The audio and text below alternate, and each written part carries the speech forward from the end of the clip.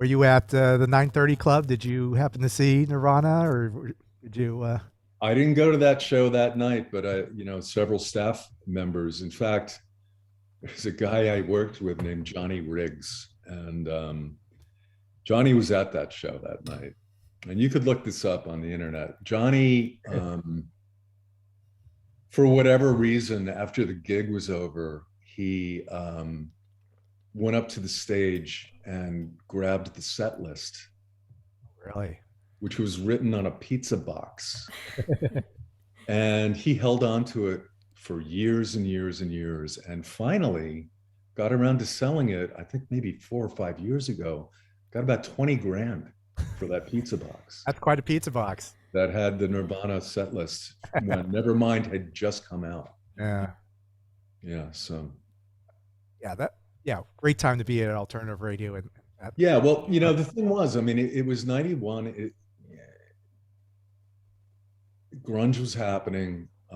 We were in a competitive situation in Washington, D.C. The big badass rock station, DC 101, had this great heritage, Right. killer signal, just destroyed HFS. It wasn't even close. And when we came in and started making changes, and I'm not saying we were geniuses, but our timing was great. Yeah. And then the grunge thing exploded, and suddenly we were beating DC 101.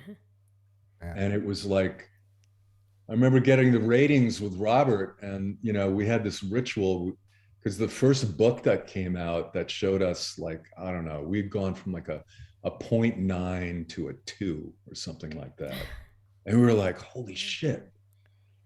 And we happened to go out for Indian food that day. So then after that, that was a ritual. We had to go out for Indian food every time the book came out, which, back in those days was only 4 times a year. Right. But, and yeah, so that was great. And it was great until DC 101 decided, well, they beat us. What are we going to do about that? And they decided, well, we'll just become them. And because of their superior signal, once they started playing the same music, we took a big hit.